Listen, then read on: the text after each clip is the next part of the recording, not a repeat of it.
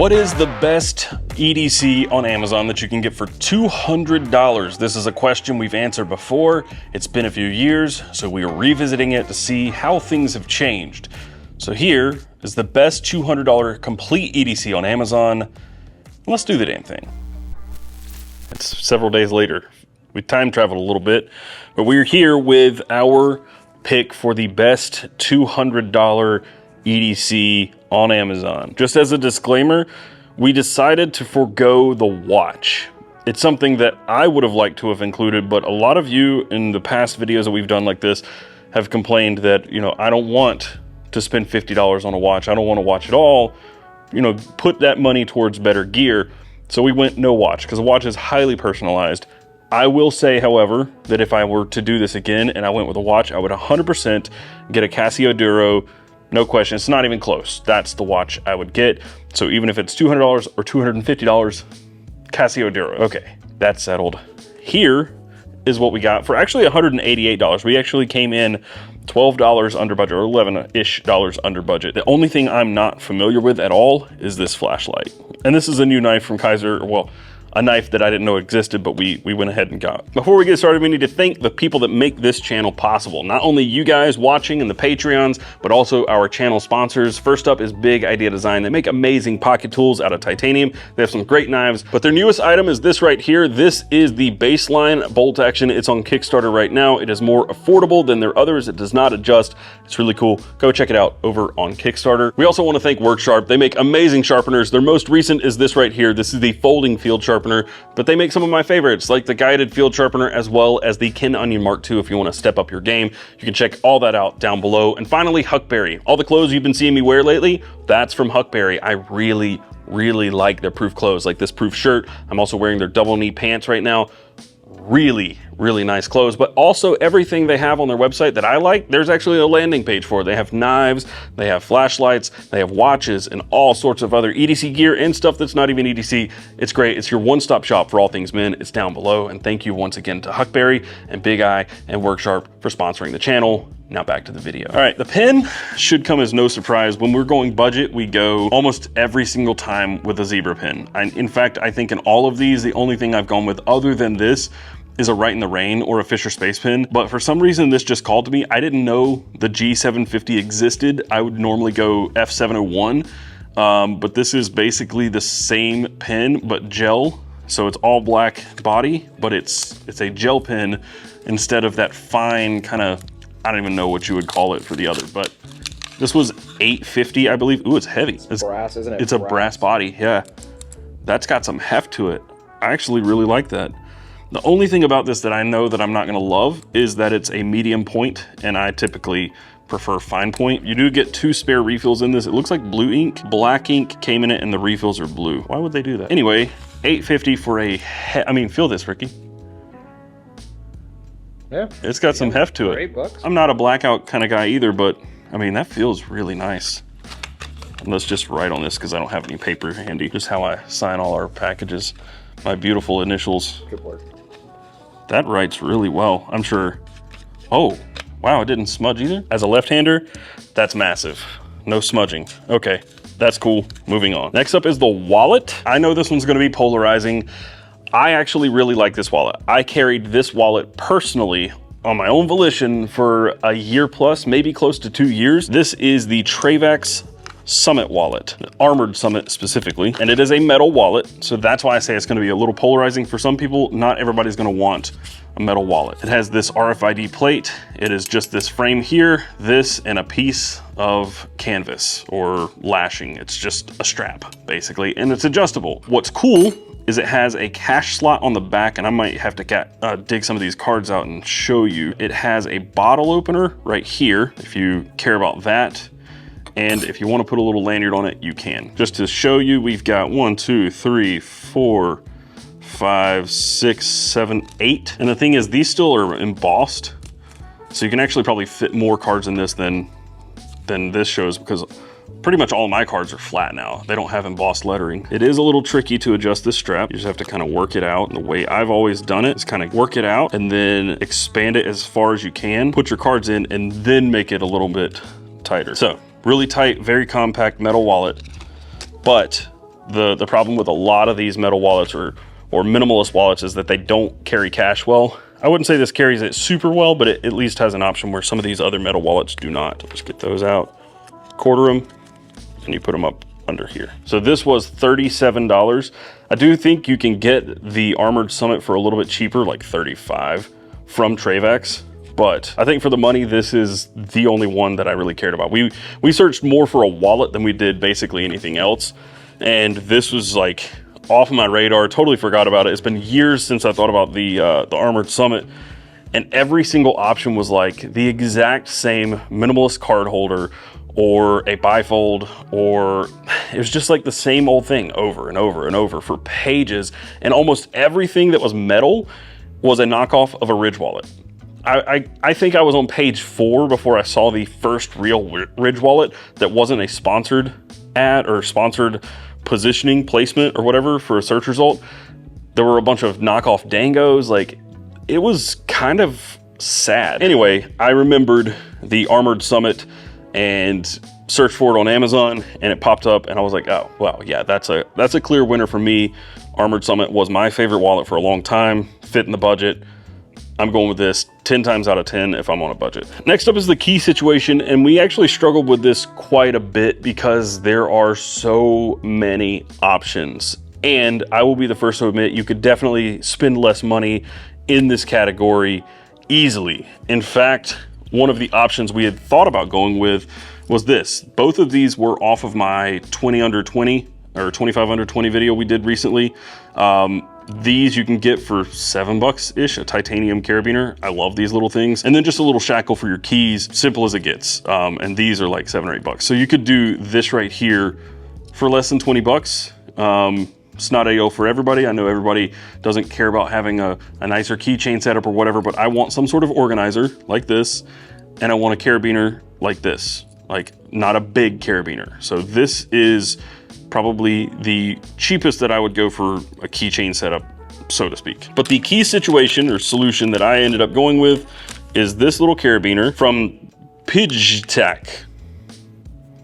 Beautiful name, beautiful name. This was like $8.99, $9, something like that for a titanium carabiner. And then we also have this from Key Unity. And this is the piece that I think most people here will take umbrage with, but Ricky and I were talking about this when we were searching for the keys.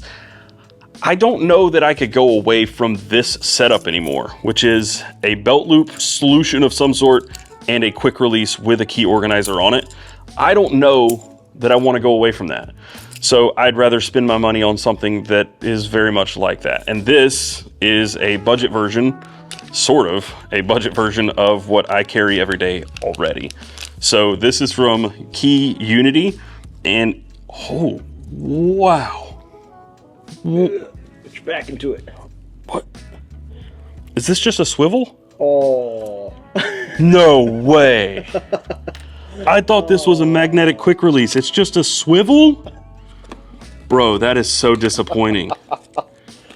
It's just a swivel. No way. I refuse to believe it. I was about to like, that's just a swivel. I don't care about that then. Oh.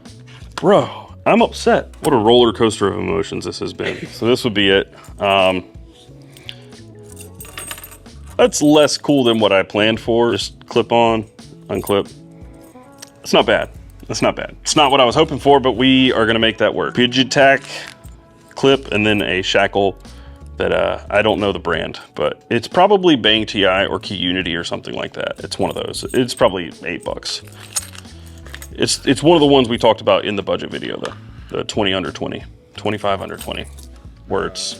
We're at 23. You want to reset now so that way you can just... All right, this is, again, one of the only things that I had no experience with, I guess now, other than that shackle, which I was so wrong about. But this is another flashlight from Woobin, and Woobin's actually been kind of killing it. I really like the Woobin X3. This is the C3, so it's definitely not the C3. That's why I thought that. Just... Congratulations. This is actually a lot bigger than I expected it to be too. The pictures, I know, Ricky. I know. You gotta look, bro. I know. This is a beefy boy. This is like me when I bought that Phoenix at REI. $25 on this. We have USB-C recharging there. I don't think there's any other plugs or ports or anything, but you have one button and you just soft tap to cycle through your modes, and it looks like there's memory. For the money, I think it's probably hard to beat this.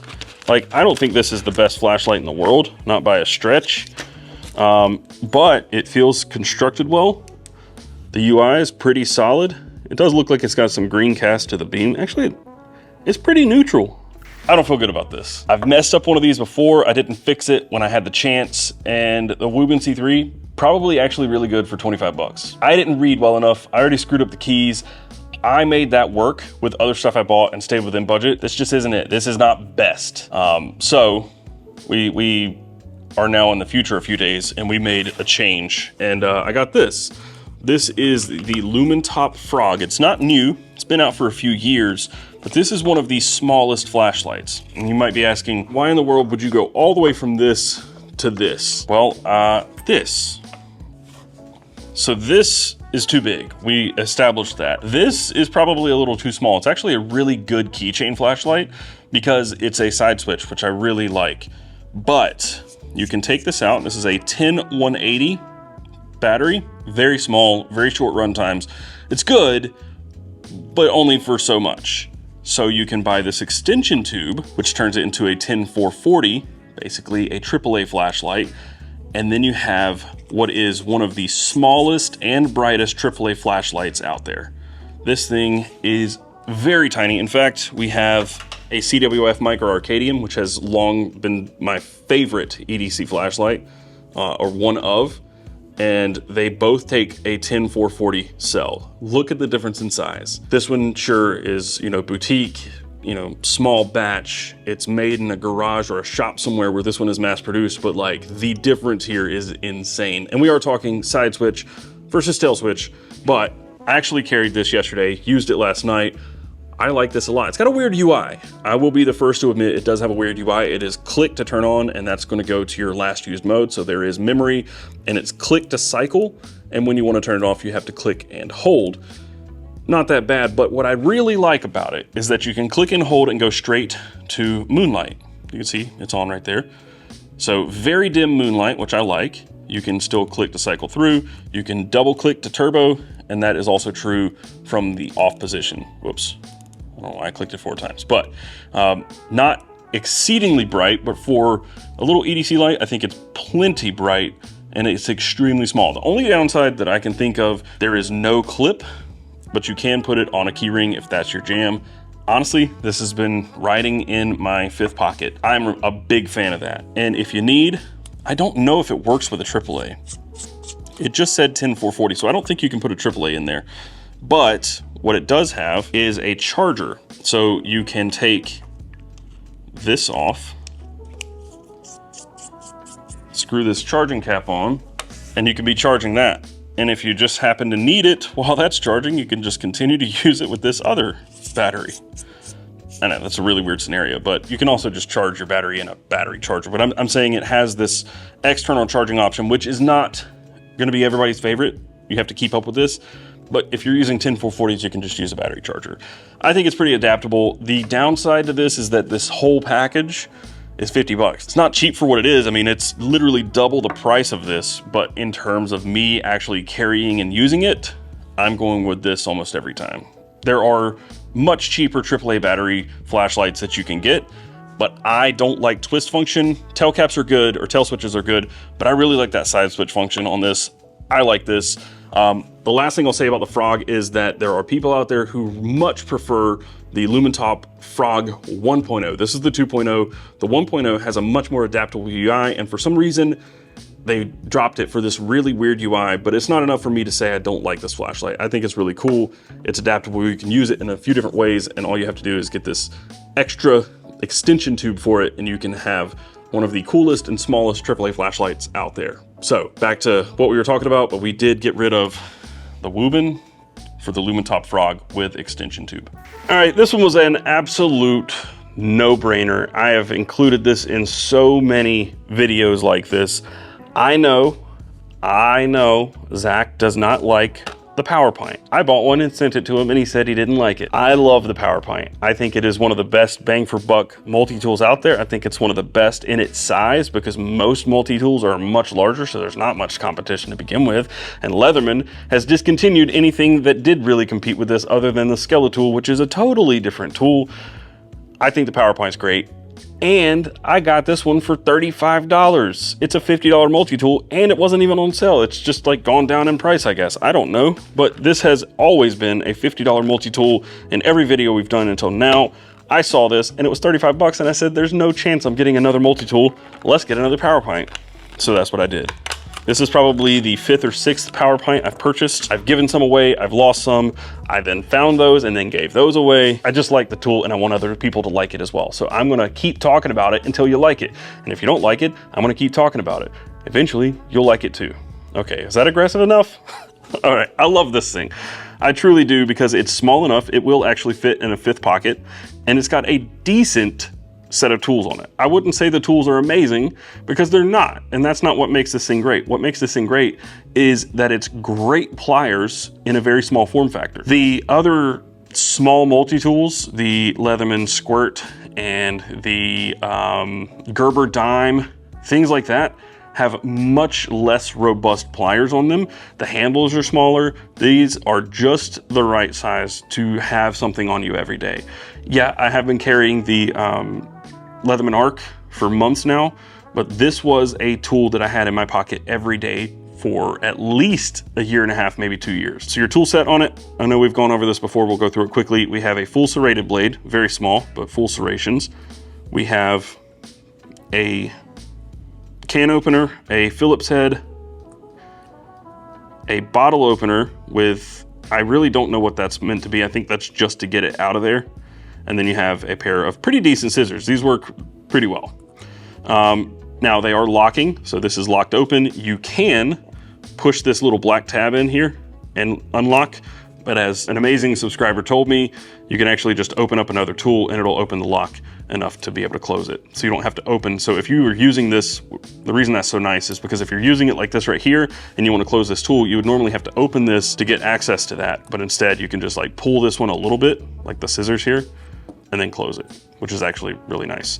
You've got a file here, as well as a little cord cutter, a flathead. We also have a kind of reamer awl situation there, and then finally the plane blade, little straight edge plane blade.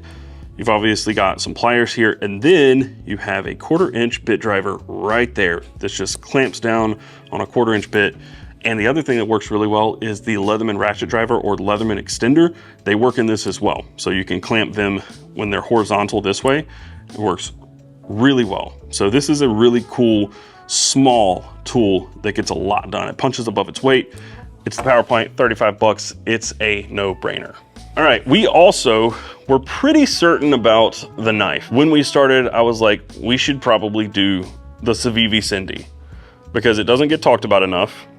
It's really nice looking, it works really well, and it has additional tools built into the handle. We went with the Kaiser. No. You went with the Kaiser. I said go with the Cindy. I'm sorry, Ben. I really like the Cindy, and I really wanted to include it in this video, but I just saw something that spoke to me. It really did. So in previous videos, I've purchased the Kaiser Assassin, but this one, I did not know this knife existed. I don't know if this is new or very old. I have no idea, but I saw it and I had to buy it. You do get some additional hardware down in there. This is called the Kaiser Riverbank. It looks a lot like the Kaiser Assassin, but my problem with the Assassin was actually the plunge lock. Some of them would actually fail. So this is almost exactly like the Kaiser Assassin, but without a plunge lock, and instead it has a liner lock. The action, ooh, nice. Thin slicey blade, it is a flat grind. I love the chamfering on the micarta. You can see all the layers. I love the color of the micarta. The clip is okay, but we have AZO, I imagine that is the designer. The steel, that's what did it. It was the steel and all this together, Nitro V. This thing is very lightweight. It feels good. It's my kind of knife. It's really my style. I had to go with it. I do think the Civivi Cindy is a huge contender, and I mean, we were this close. We were checking out, and I was like, I just want to take one more look at a couple things. And Ricky's like, and walks off. And I stumbled across this. I don't even know what I searched to find this knife, but it really spoke to me. I think the Kaiser branding on the blade is kind of a bit much. I mean, look at that. That's a big logo to put on the blade like that. And it's centered, which is kind of weird. The knife as a whole for 50 bucks. Nitro V, micarta. Just kind of an old school cool kind of look to it. I'm a sucker, guys. I'm a sucker. Okay, to recap, we have a few amended things to go over. We have the Lumentop Frog 2.0 with the extension tube, which I think is going to be a little bit polarizing, but I really like it. This is about a $50 flashlight in this configuration. A lot of money for a small flashlight. If you're looking for best bang for buck in terms of like output and size, that's got to be it. We also had to change the key situation in real time because I screwed up again. So both of these, I fumbled, but I think we pulled it out this time. We have a titanium carabiner and a titanium shackle together. It was like just under 20 bucks. The pen that we have is the Zebra G750, which is a brass tube, feels really hefty, gel pen from Zebra.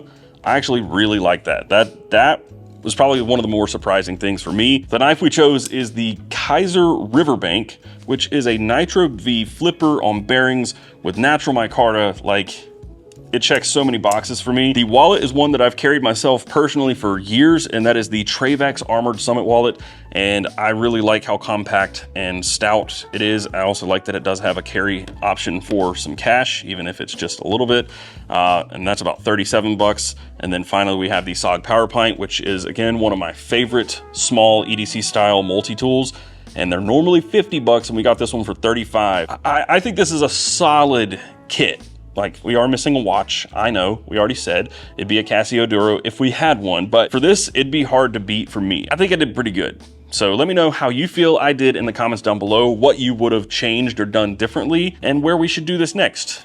Whether it's another budget on Amazon, maybe we do an eBay carry, maybe we do Wish or Temu, I don't know. Let me know what you think in the comments down below. Everything we talked about will be linked down below as well. But that's it, I will see you guys in the next video, and until then, carry on.